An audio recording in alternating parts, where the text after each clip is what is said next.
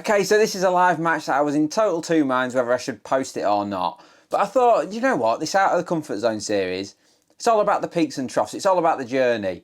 And I blanked on this match, I actually caught nothing. There was only 4 fish caught in the whole match. And I thought, people don't want to watch that. But then I thought, hang on a minute, if I'm going to portray this journey going through and learning about Boddington and this long range feeder fishing and the highs and lows that that brings, then I've got to kind of be real and true, and I've got to post these videos. So I thought, I'm going to do it. I'm going to post a blank. You might not watch it, you might not like it, but it is what it is, and there's still valuable lessons that I hopefully can pass on to you and take into my next match. But yeah, I actually blanked on this match, and I'm going to post it, and I'm going to show you what happened and what went wrong. Well, look at this. Bit of snow, look, for this week's match at Boddington. And we've drawn peg 92, which is, I think, going to be all right. End peg, look, this is a sanctuary. This was pegged last week, but it wasn't very good. They didn't catch a lot here last week. But you may remember that the first match, I was on 90. Match organiser Pete's on 90. And yeah, freezing. Heavy overnight snow, so I don't know how that's going to affect things. Just get a bite is the first job, because that is going to be the hardest part of the day, but we'll give it a go. It's look at that, bit of snow. End of November 2024. Right. We'll give it a go. Okay, so third match of my little Out of My Comfort Zone series, and I drew peg 92, which is the end peg in the match on the day, and it's one that I absolutely ran to. I couldn't get my barra fast enough, it couldn't get up there fast enough. It was like, this is the kind of peg that I really wanted to draw. It had thrown up at the weekend, but when I say thrown up, it was like, I think it had 2 fish and 1 fish, something like that on the weekend. But how the venue was fishing, that was good. You know, I think it might have even won the match on one of the days with 2 fish. That's how difficult the fishing is at the moment at Boddington. And I thought it's just perfect, because I'm sort of casting quite well now, which we'll talk about in a bit more detail. But I'm casting quite well now, and I was thinking, I'm going to be way out. I'm going to have my own water. I'm going to have stacks of water. There's no way I can possibly fail on this peg, really. And I expect it to be really, really tough. And it was one of those days where it was horrible to be sat there. Snow, cold winds, cold temperatures anyway, just freezing horrible. And it was like, we were all stood there setting up in the morning thinking, if anyone catches today, it'd be a miracle. But I had match organiser Pete Caton to my left, so we were going to have a good day. We're going to have plenty of chat. Pete's always up for a good chat, and so am I, so it was always going to be a good day. And it was, I kind of felt like my plan the week before when I drew peg 69 wasn't far away. I'm really happy with how I fished, and I thought I'm just going to do the same thing. I'm going to start at 65 metres, go to 85, and then hopefully end up at sort of 100 metres. I thought that little plan would work really well. I also felt like the first hour, everyone told me that the last hour would be really important on my peg. Almost like the fish aren't there to start with, but they sort of come from the right hand side. However, when I was on 90 the 2 weeks before, I felt like the fish were in the middle, 86, 88 area. And if you remember on that video, I nicked one first cast. And I thought, you know, there's a great chance of me catching one first chuck here. So I started off at 65 metres, expecting a bite, and nothing happened. I couldn't believe it. However, Rick 2 pegs up actually hooked one after like 5 minutes. It might have been 8 minutes, but it certainly felt really quick. Look at that. 5 minutes into the match, he's got one. In the snow, look. Unbelievable. It shows you, doesn't it? It's been a massive pressure drop today. It's been in the 1030s, and it was 938 or 983, I think, actually. 983 when I checked it. You just never know, they might have a little feed. And it was like, all of a sudden, everyone's spirits were lifted. We were like, actually, we might catch a fish here today, because when you're sat on that big reservoir and it's freezing like that, you just think, how is a fish ever going to come to us? Like, they can't want to feed when it's as cold as that, and they could just swim and back off. So the fact that someone had caught one or hooked one so early, we were like a bit shot in the arm. I was like, right, come on, we can catch one today. But it was short-lived.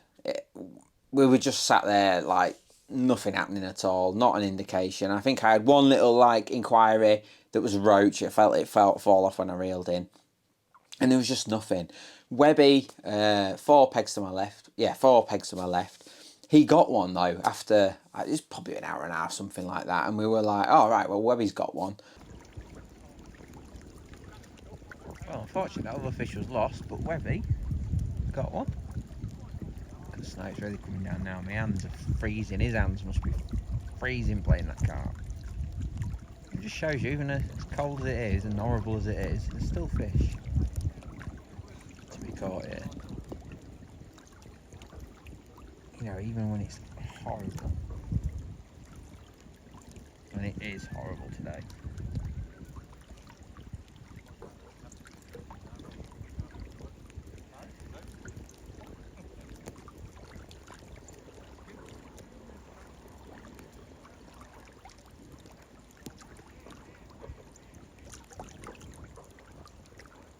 Comes.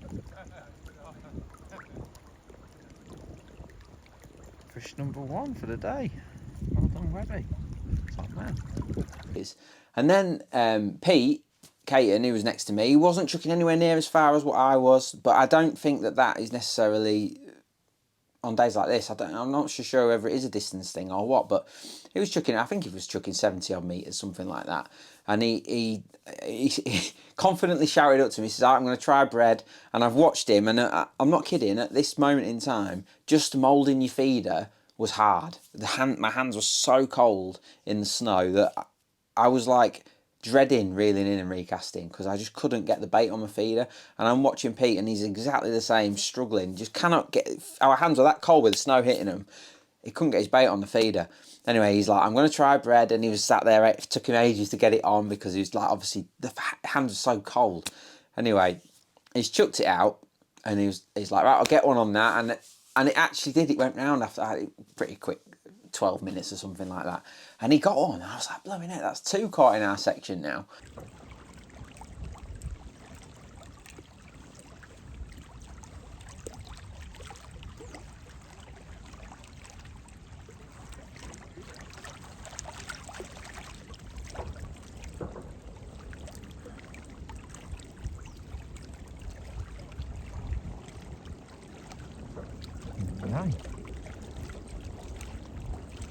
Well done, Pete. Surely I'm going to get one. Anyway, I've looked round and obviously I'm speaking to other anglers further down the lake. Stuart, Paulser, Penwrighting had come up for the day to have a little fish as well. I think he got like a golden reel coming up or something like that. And no one's catching anything. I think Andy Parker on the end peg, it was 69 was the other end peg today. He'd got one. And it was just looking like nothing was going to happen. And then eventually I've been sat there, and I'm out to, I think, 85 metres at this point after a couple of hours. And I'm out there, and I've had this like little rattle on the tip, and then a drop back. And I thought, that's a roach. And I've picked up, and there was nothing on, or it felt like there was nothing on. And I've given it like 2 or 3 winds, and then I felt like a little sort of something, like a little bit of resistance, and then it just went solid. And then it was on for a few seconds. I just literally bent the rod, no pressure at all, and then it come off. And I was like, what? I can't believe that. I surely haven't lost one. It felt odd. It was an odd bite. It was an odd pickup. And it was odd that it was hooked quite a way back. And I reeled in, and there was like this much of my hook length left, and a totally clean cut. Now, this is going to sound like I'm telling a tall story, but there's loads of pike in Boddington, and I strongly believe that the bite I had was a roach because it was such a little rattle on the tip. It was a roachy rattle. You know, carp there, either you give a proper drop back or you get a toe round. You don't get a little rattle. Normally you get that with the roach, and I was getting this little rattle, almost like a roach had taken my wafter. And as I've obviously gone to reel him in, a pike's been sat there and just snapped it and bit me off. So I genuinely believe that was a pike. It can't have been a carp. I'm using 0.23 hook length. I've caught 20 odd carp now in all my sessions that I've been going. I've not been broke once. I just can't, with such minimal pressure that I put on, there's no way that was a carp. My hook length just wouldn't have gone like that. So I was gutted, but at the same time I was thinking, it weren't a carp. That was something else. That was a pike, I'm sure. But nevertheless, I thought, well, there's some fish in the area. And I'm looking around and no one's catching anything. And I must admit, sometimes you get these times in your matches where you feel like the opportunity's gone. And I genuinely think that the opportunity for a carp was in those first few hours. Not sure why. Just probably there was a few fish sat in the area.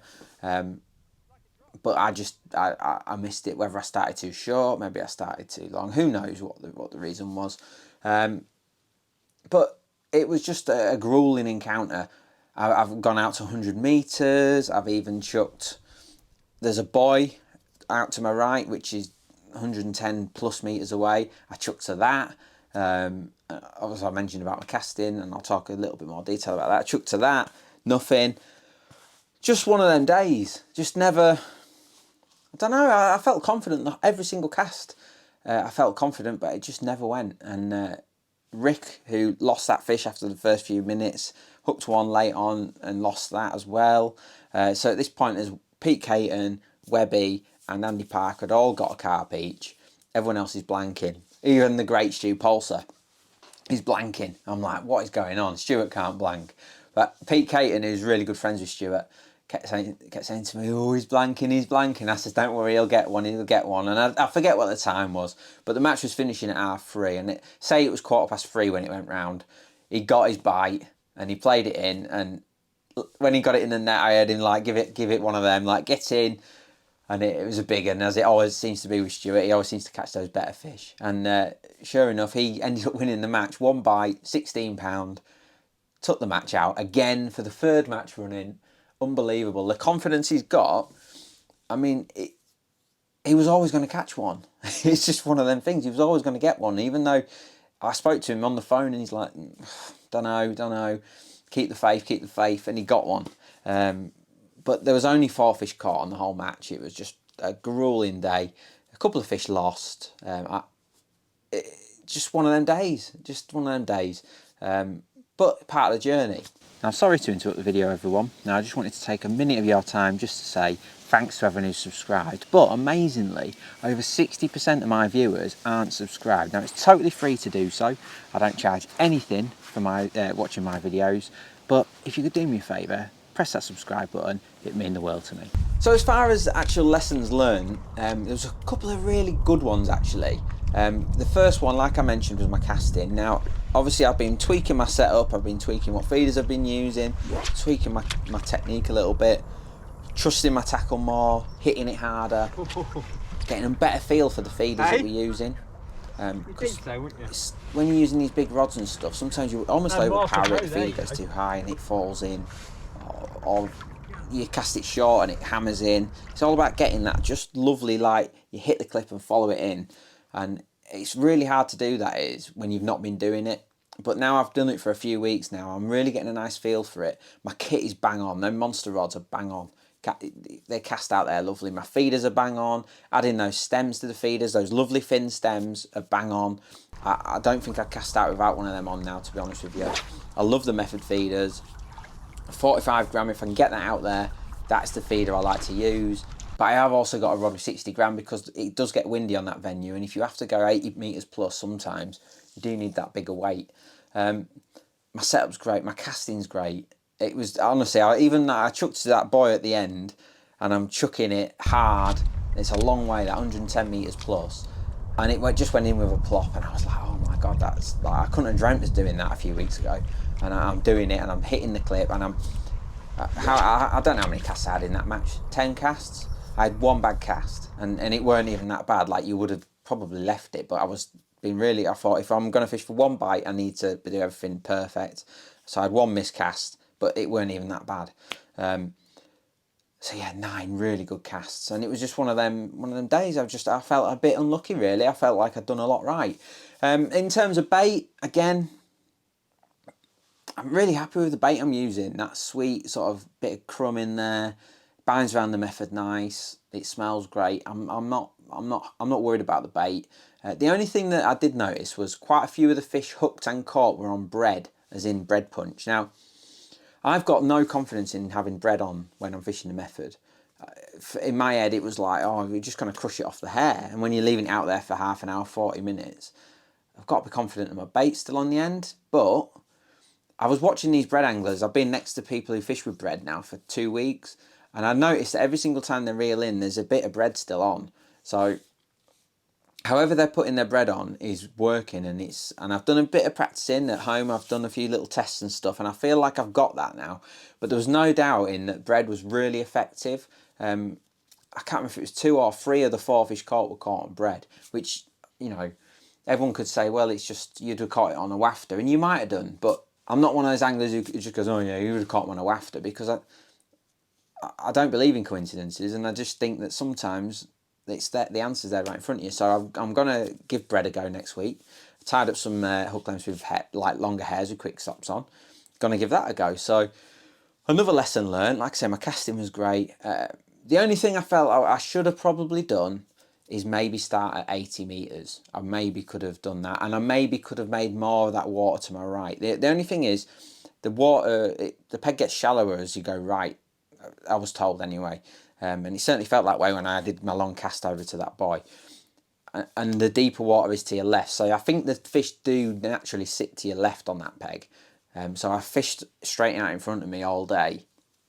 But I do feel like I probably should have, once I'd been out there for like 3.5, 4 hours, I probably should have given that right-hand side of my swim 2 hours at least, because of 6-hour matches. I should have given that 2 hours.